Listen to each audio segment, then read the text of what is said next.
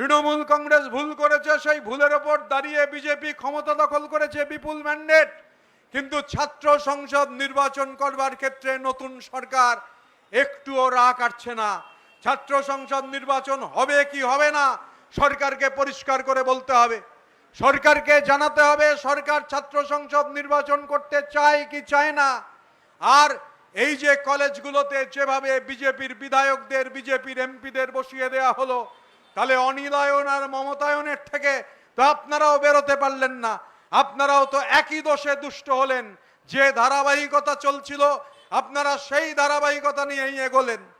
আমি শুধু অনুরোধ করব, আমরা আমাদের নেতাদের বলেছিলাম যে হ্যাঁ, কঠিন অবস্থা। আমরা যে তৃণমূল কংগ্রেস, আমাদের টাকা তুলে, চাঁদা তুলে পার্টি চালাতে হচ্ছে, আমাদের সমস্যা রয়েছে। আমাদের হাতে বিপুল পরিমাণ টাকা নেই, হাজার হাজার কোটি টাকা নেই। আমরা চাঁদা তুলে দিচ্ছে হচ্ছে বিভিন্ন জায়গা থেকে ছাত্রদের আনবার জন্যে।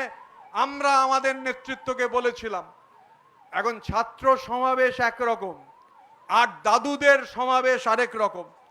ঘটনাচক্রে এ কথা না বলে আমি পারছি না। রিজু কিছুটা বলছিল 1985 সালে এক ভদ্রলোক মাধ্যমিক পাশ করেছিলেন, তারপর আর উচ্চ মাধ্যমিক পাশ করে উঠতে পারেননি, মানে উচ্চ মাধ্যমিক ফেল।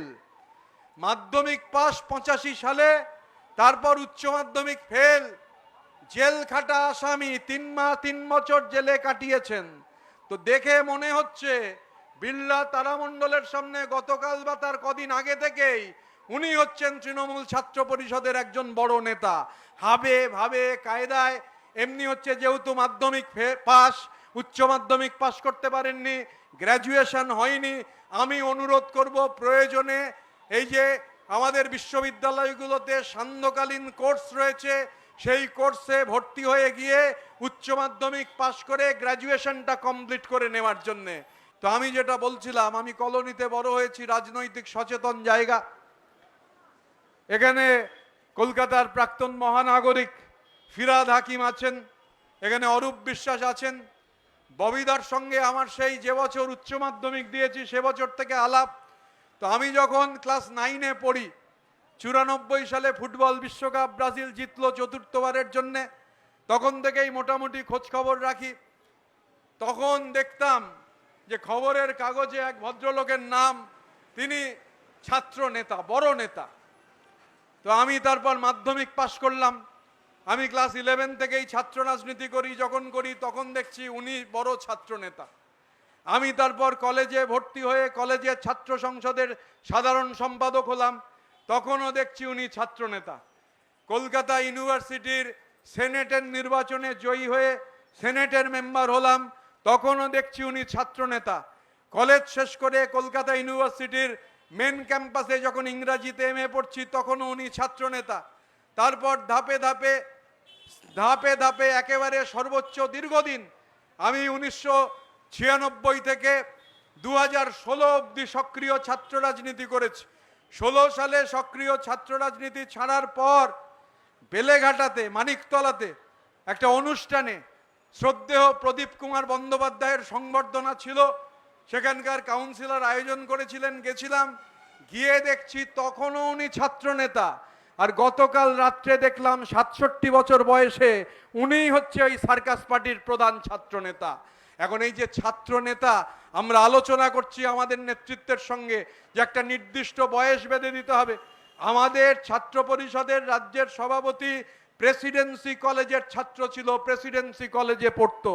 এখন কলেজটা কার, কলেজে কে যাবে, এডুকেশনাল ইনস্টিটিউশনে কে যাবে, বিশ্ববিদ্যালয়ে কে যাবে, কান কাটা হুলো, নাক কাটা ভুলো, আলমারি খোকন এরা যদি বিশ্ববিদ্যালয়ে চলে যায় তাহলে সমস্যা তৈরি হবে। যায় পেয়ে পড়াশুনো করতে চায়, যে পড়াশুনো করবে, ছাত্র নেতা মানে সে প্রমোটিং করবে না। ছাত্র নেতা মানে শুধু প্রমোটিং করে যাচ্ছে, তার পড়াশুনোর সঙ্গে কোনো সম্পর্ক নেই, এটা করা যাবে না। এবং ছাত্র সংসদের নির্বাচনকে কেন্দ্র করে দুর্বার আন্দোলন আমাদের ছাত্র নেতৃত্বকে গড়ে তুলতে হবে। এখন আমার বন্ধু অশোক রুদ্র বলছিল, ও বলল বলে আমার মনে হলো এই কথাটা না বললে সেটা ঠিক হবে না। আপনারা জানেন যে বিবিএ বলে একটা কোর্স হয়, bachelor of business administration, MBA হচ্ছে মাস্টার্স অফ বিজনেস অ্যাডমিনিস্ট্রেশন।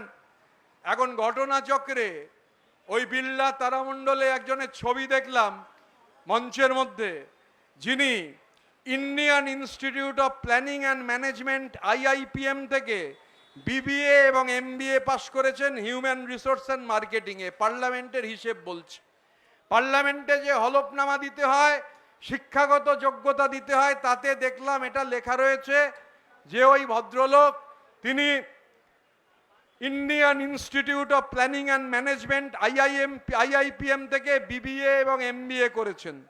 এখন আমাদের দেশের আমরা যেহেতু ছাত্র আন্দোলন করেছি, সেই ছাত্র আন্দোলন করবার বেসিক অভিজ্ঞতা, বিশ্ববিদ্যালয়ে ছাত্র আন্দোলন করবার অভিজ্ঞতা, দিল্লিতে JNUতে ছাত্র আন্দোলন, জামিয়া মিলিয়ায় ছাত্র আন্দোলন করবার অভিজ্ঞতা, ইউনিভার্সিটি গ্রান্টস কমিশন, বিশ্ববিদ্যালয় মঞ্জুরি কমিশন, বিশ্ববিদ্যালয় মঞ্জুরি কমিশন আমি একটু আগে দেখছিলাম, তারা লিখেছে যে Indian institute of planning and management is not a recognized university.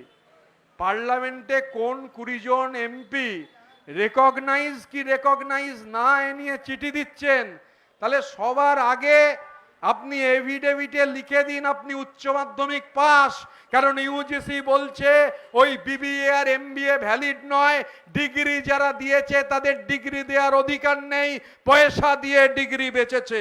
All India council of technical education বলছে এই সংস্থাকে তো পারমিশনই দেওয়া হয়নি বিবিএ আর এমবিএ ডিগ্রি দেওয়ার জন্য। তাহলে বিবিএ আর এমবিএ ডিগ্রি ওখান থেকে নিয়েছেন, তার মানে দাঁড়ায় আপনি উচ্চ মাধ্যমিক পাস। তো লজ্জা পাওয়ার কিছু নেই, আপনি লিখুন সামনের বার যখন ভোটে দাঁড়াবেন, যদি দাঁড়ান জামানত আপনার জব্দ হবে, কেউ ঠেকাতে পারবে না, কিন্তু হলফনামায় দয়া করে বিবিএ আর এমবিএ লিখবেন না, লিখবেন আপনি উচ্চ মাধ্যমিক পাস।